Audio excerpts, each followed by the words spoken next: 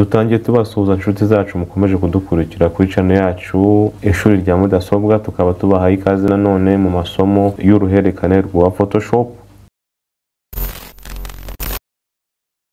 aho tuzarebera hamwe amasomo agiye atandukanye. Tukaba rero tugeze ku isomo rya 9. Reka twinjire muri Photoshop tudatinze. Uyu munsi turaza kwiga aka gakoresho kitwa ERASER tool. Akaba ari igisibisho mu kinyarwanda niko twacyita, cyangwa se agakoresho umuntu akoresha ashaka gusiba ibyo tugiye kwigira hamwe. Iki gikoresho rero uko umuntu agikoresha, urugero reka twandike hano mu ifoto, dushyiremo wenda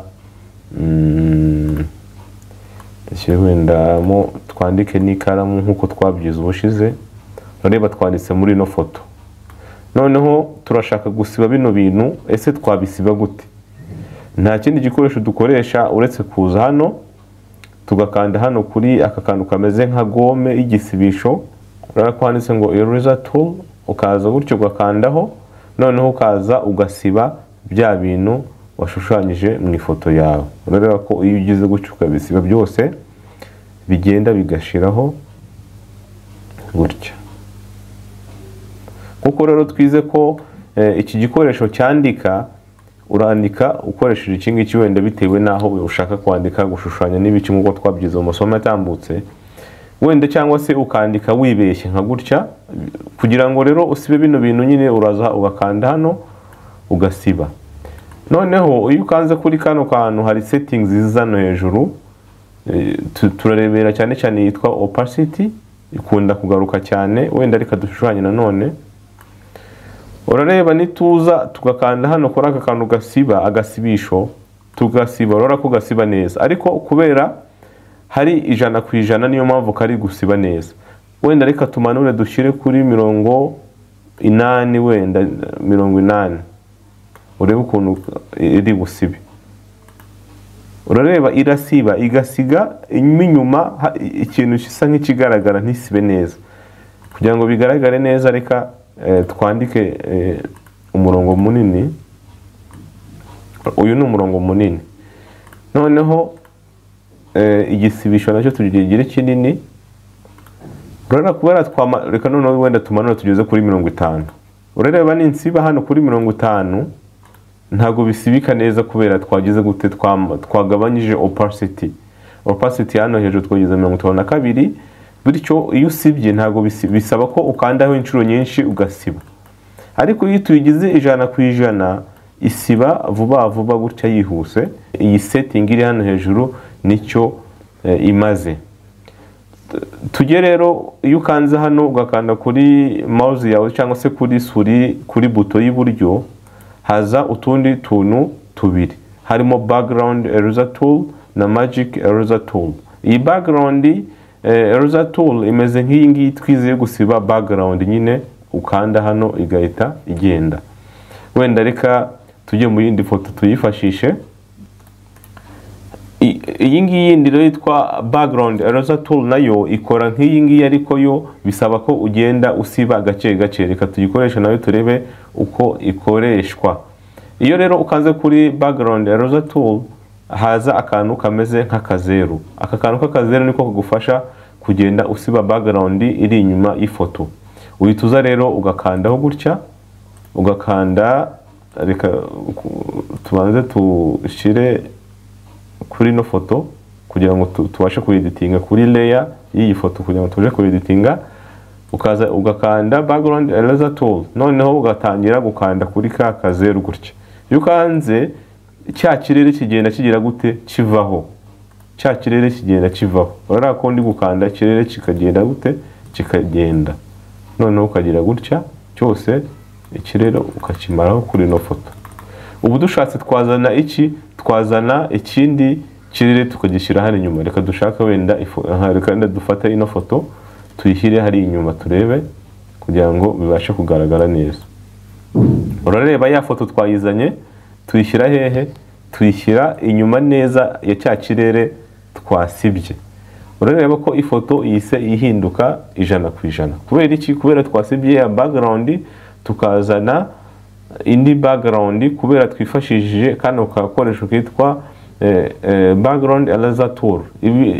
Iki gikoresho rero umuntu yagikoresha kenshi umuntu ashaka guhindura nk'amafoto ye ahagaze nk'ahantu agakuraho background y'inyuma ye, wenda ari ahantu ku musozi agakuraho umusozi, wenda agashyiraho amazu cyangwa se agashyiraho ari ahantu ku mazi n'ahandi hantu hagiye hatandukanye. Iki gikoresho cya gatatu rero cya magic eraser tool nacyo gikora mu gukuraho iki, mu gukuraho background cyane cyane ahantu hari ibara risa rifite ahantu hari background ifite ibara rimwe gusa, nk'ikirere cyangwa se nk'igikuta cy'inzu runaka gisa umuhondo, umutuku, ubururu. Iyi magic eraser tool igufasha kugikuraho. Iyi magic eraser tool ikora neza nk'iyi twabonye hano hejuru yitwa magic wonder tool, aho twabonye ko iyo ukanze background ivaho. Reka dukoreshe iyi magic turebe ukuntu ikora. Tuze hano, iyo ushaka kuyikoresha rero uraza ugakanda ahantu nyine hafite ibara ryenda gusa ibara rimwe, ugakandaho gutya.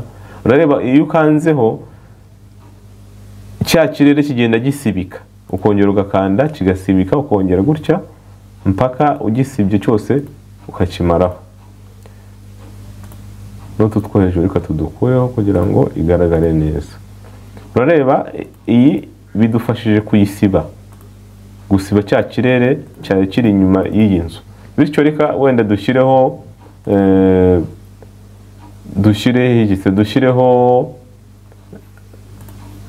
iki kirere cy'umutuku, nanone tukizane gutya, dushyireho iki kirere cy'umutuku tugishyira inyuma. Urareba ko iyi nzu iyisige ahantu hameze nk'iki nk'umutuku, hafite ikirere cy'umutuku, ise ihindura umwanya yari ifite. Urareba ko wagira ngo ni indi foto yafatiwe ahandi hantu. Bityo rero iki gikoresho cyifashishwa cyane cyane mu kwamamaza ndetse no mu gukora amapublicité agiye atandukanye, aho abantu babafata bakabashyira ahandi hantu batari bari, ku buryo umuntu yakeka ko bari aho hantu nyine kandi ari editing bakoresheje na Photoshop.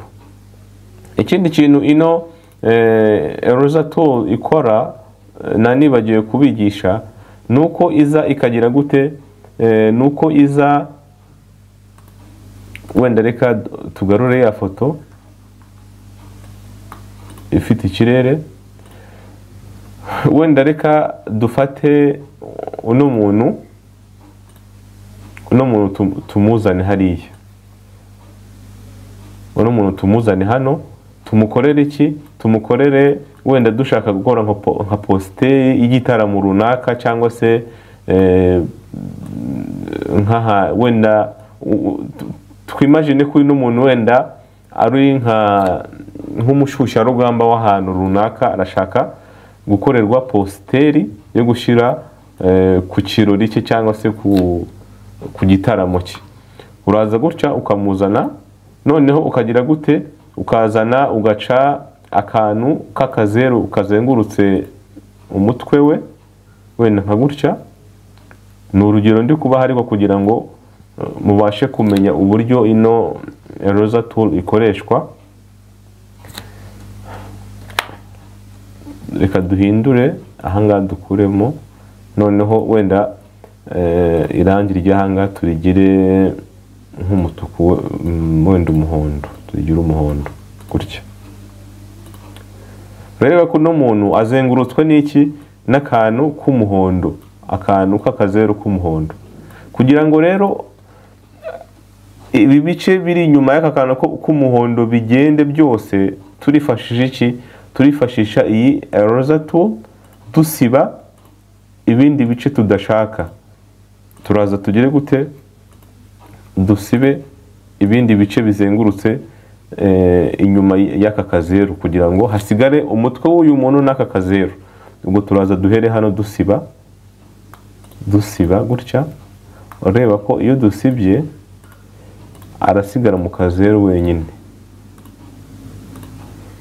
ibindi bimugize tudakeneye tubisibe. Urareba ko turi twifashisha iki, cya gisibisho cyacu cyangwa se eraser yo gusiba, urabona ko agumye agumye muri ka kazeru.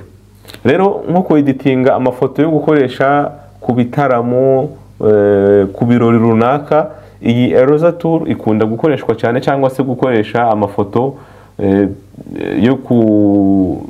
yo kumenyekanisha ibicuruzwa runaka. Iyi eraser tool ikunda gukoreshwa cyane, bityo mu minsi iri imbere tuzagenda tuyifashisha cyane, kuko bituma ifoto izana ishusho nziza kandi igahinduka 100%. Reka rero isomo ry'uyu munsi tuyisoreza aha ngaha, andi masomo tuzarebera hamwe ubutaha. Imana ikomeze kubarinda, kandi ntimwibagirwe gukora subscribe no gusangiza abandi bavandimwe ayo masomo kugira ngo babashe kunguka ubumenyi. Murakoze cyane, naho ubutaha.